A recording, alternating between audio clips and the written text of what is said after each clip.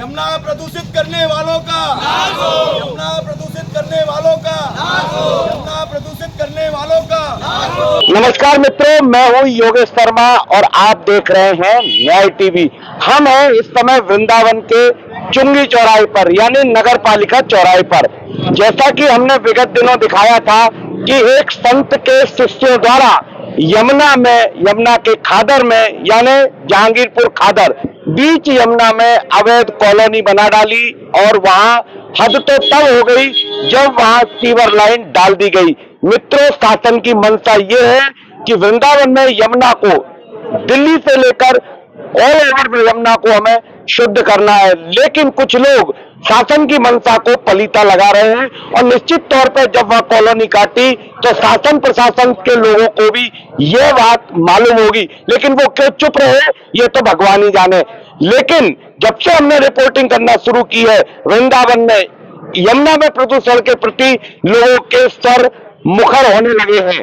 वही कुछ लोग कंपनी बनाकर जो बाहर से आए हुए हैं या कंपनी बना रखी है और एक पैकेज के तहत वृंदावन में दर्शन भी कराते हैं, और जो पंडा और गाइड का हक है वो हक भी वो मार रहे हैं। वही उन पंडा पुजारियों को जिन्होंने वृंदावन की संस्कृति को आज तक अक्षुण्ण रखा है, उस संस्कृति को धूमिल करने की कोशिश करते हैं, उन्हें गलत बताते हैं और खुद उनके पैसे जो भी उनसे मिलते हैं वो अपने आप उस पैसे को हजम कर जाते हैं। जब ये बात पंडा समाज को पता चली, यहाँ के ब्राह्मणों को पता चली, ब्रजवासियों को पता चली, तो जगह जगह वृंदावन में नुक्कड़ सभाएं होने लगी है। ऐसी एक नुक्कड़ सभा यहाँ हो रही है। आइए यहाँ मिलते हैं बहुत सारे लोगों से और जानते हैं कि इस सभा का या इस जो मीटिंग हो रही है उसका क्या उद्देश्य है।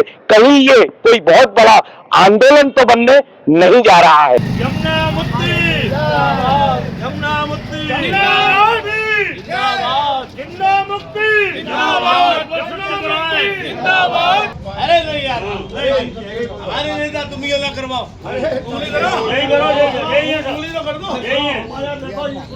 हमारे कलाकार की आरोप में जितने भी गंदगी है, नाली बस तो यमुना में जा रहा है, सब यमुना में जा रहा है। नीले नाले जा रहे हैं, जो टेप रह चुकी है वो सब नाले में जा रहे हैं। केसी घाट के खाली जगह नाला वृंदावन में जो भी लोग बाहर से आए हुए हैं, इन लोगों ने आकर के यहाँ भ्रष्टाचार फैलाया है और भ्रष्टाचार फैलाने वालों के लिए भगवान श्री कृष्ण क्षमा नहीं करेंगे। इनको तो दंड मिलना जरूरी है और दंड मिलेगा जरूर। हम लोग नागा बाबा है, हम लोग नागा बाबा को आदेश नहीं मिला है। अगर आदेश मिल जाए तो हम इनको पूरा दंड दे सकते हैं। हमको छूट है गवर्नमेंट से और अपने अखाड़े से, हम चाहते हैं वो सब कर सकते हैं। इसलिए इन लोगों को यहाँ से भगाया जाए।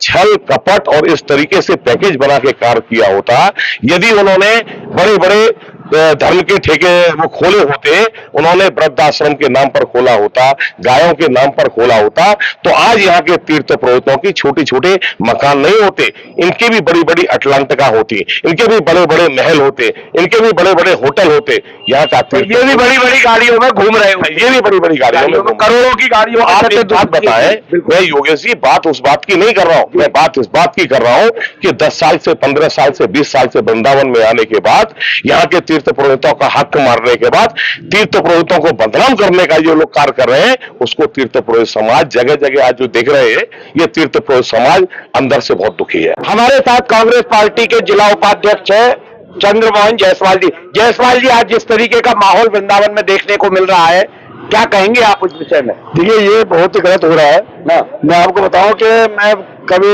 1967 में आया था, तो इन पंडा समाजों ने पूरा विश्व में यहाँ की जो महिमा है बता करके यहाँ से जो आदमी आ रहे हैं, इन्हीं की देन है। देखिए, आज इन लोगों के पेट के ऊपर लात मारा जाए, जैसे ये पावन जी महाराज है, यहाँ हजारों आदमी आते हैं। अरे वृंदावन का स्वरूप बिहार जी है, मैंने बिहार जी है, इन्होंने धंधा वहां रखा है। आदमी आते हैं वहां से पवन जी महाराज के यहाँ जो मतलब वहाँ पूछे जाते हैं, मतलब।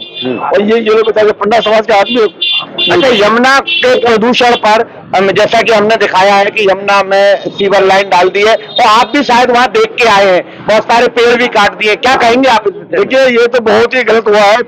कोई जब पे कर रहा है, ये समझो इससे काफी मतलब जो है मोर या पक्षी वगैरह है, जानवर वगैरह है, बहुत मारे हुए मतलब, और ये पे नहीं करना चाहिए। इसका हम काफी विरोध कर रहे हैं। हम गए थे वहाँ पे, आंसर भी किया हम लोगों ने डीएम का धरना प्रदर्शन भी किया, इसका मतलब इसका विरोध भी किया हमने। अच्छा, हमारे साथ एक और युवा साथी है, आइए।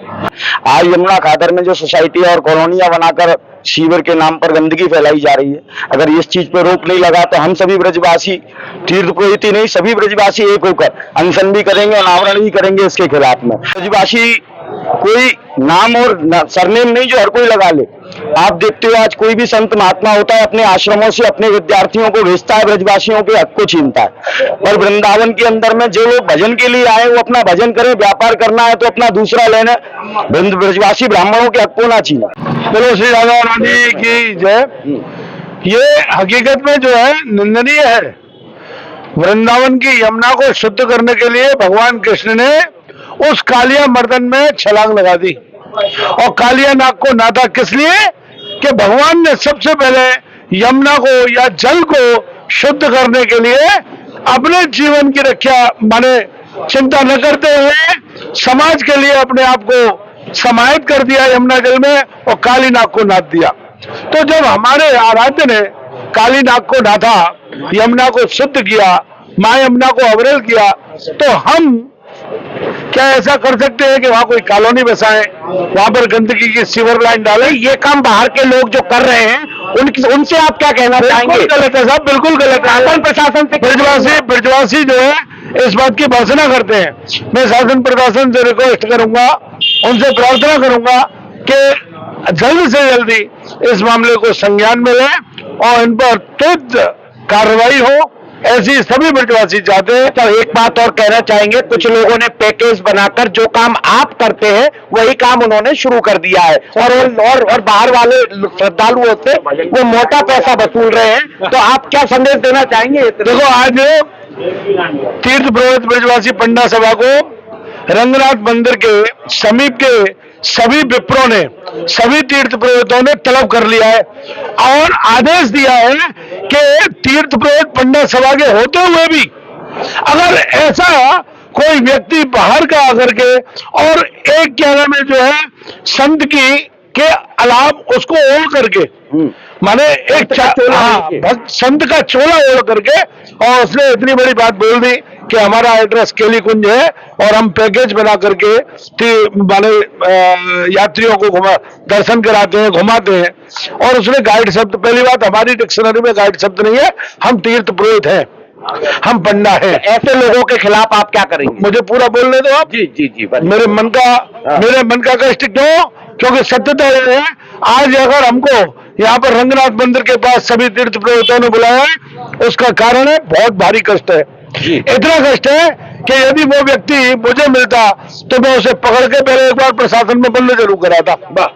ये जिम्मेदारी है मेरी, बंद करा देता उसे मैं। क्यों? क्योंकि ये हमारे अधिकार का मैटर है, ये हमारे अधिकार है। वृंदावन की यमुना मैया की पूजा, वृंदावन के दर्शन, अरे क्या जाने गोविंद गोपीनाथ मदन मोहन, राधा श्याम सुंदर, आपके राधा दामोदर, हमारे बांके बिहारी लाल, हमारे राधा वल्लभ लाल, राधा रमन लाल, तटिया स्थान, हमारे ये सब जो है आस्था के स्थान है। इनके अंदर के भाव को तीर्थ पुरोहित ही जानता है। ये बाहर के लोग तो केवल दर्शन करा देंगे, परंतु अभी क्या नाम है, तीर्थ पुरोहित पंडा सभा ने ऐसी व्यवस्था की है प्रशासन से मिलकर के कि सभी तीर्थ पुरोहितों के कार्ड बनने, और कार्डों के बाद में ऐसे सब लोग के चिन्हित हो जाएंगे और उसके बाद हम ही पकड़ के उनको प्रशासन में अंदर बंद कराएंगे। ये मेरा सभी तीर्थ आज यहाँ आप सब लोग इकट्ठे, मेरा प्रश्न वही रह गया सुभाष जी, आप सब लोग इकट्ठे हैं या नुक्कड़ सभा आपने की है, इतने सारे लोग हैं यहाँ, तो क्या आपकी रणनीति रहेगी आगे? देखो, नुक्कड़ सभा हमने नहीं की है, हमको तलब किया है। अच्छा, तीर्थ पुरोहितों ने हमको तलब किया है, पंडा सभा को तलब किया है। तो आप क्या करेंगे? बस मैं इनको यही विश्वास दिलाना चाहता हूँ कि तीर्थ पुरोहित ब्रजवासी पंडा सभा बहुत जल्दी कार्ड इशू करेगी, और कार्ड सरकार के माध्यम से इशू करेगी, और उसके बाद में जो जितने लपके हैं उन पर कार्ड तो होगा नहीं, तीर्थ पुरोहितों पर कार्ड होगा, उसके बाद उन पर कानूनी कार्रवाई की जाएगी। हमारा समाज जो है पूरे आंदोलन के मूड में है और आर पार की लड़ाई लड़ना चाहता है। अब देखते हैं कि ये लड़ाई कहां तक आगे जाएगी और प्रशासन क्या इनका सहयोग करेगा, क्या खादर से जो सीवन लाइन है वो ध्वस्त की जाएगी। ये तो भविष्य के गर्त में है। फिलहाल वृंदावन से योगेश शर्मा की एक रिपोर्ट।